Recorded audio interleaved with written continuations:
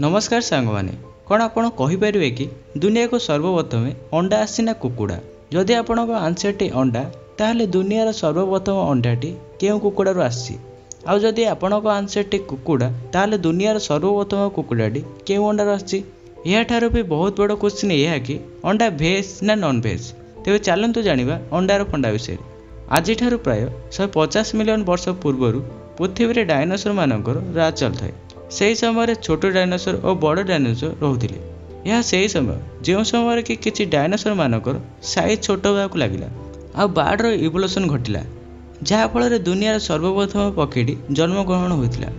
आपण मैंने जानते इवोल्यूशन केवे गोटे डायरेक्शन हो न था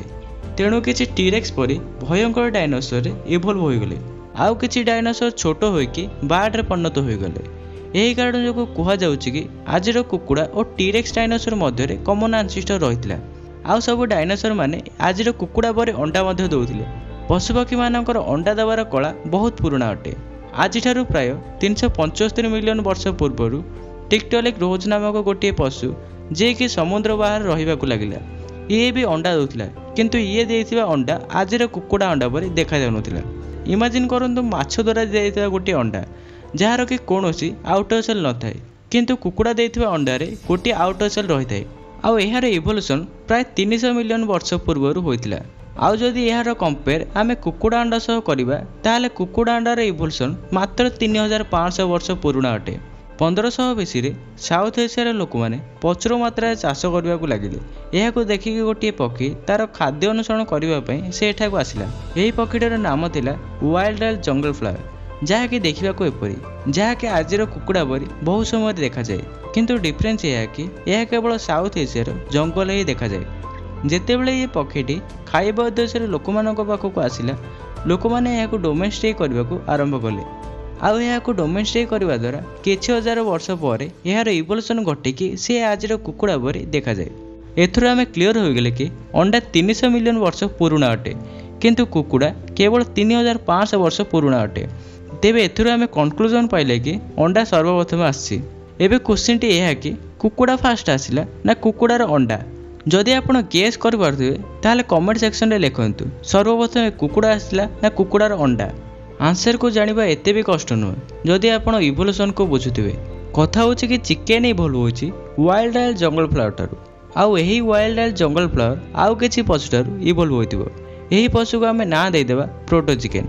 एमिति एक समय आसथिबो जे समय के दुईटी प्रोटो चिकेन परस्पर सहित मीटिंग करथिबे जहाद्वारा जेनेटिक म्यूटेशन द्वारा एहीपरि एक अंडा प्रस्तुत होइतिबो जेउथिरे कि प्रथम ट्रू वाइल्ड डायल जंगल फ्लावर बाहरथिबो आउ आगको जाए कि एहीपरि अनेक अंडा सृष्टि होइतिबो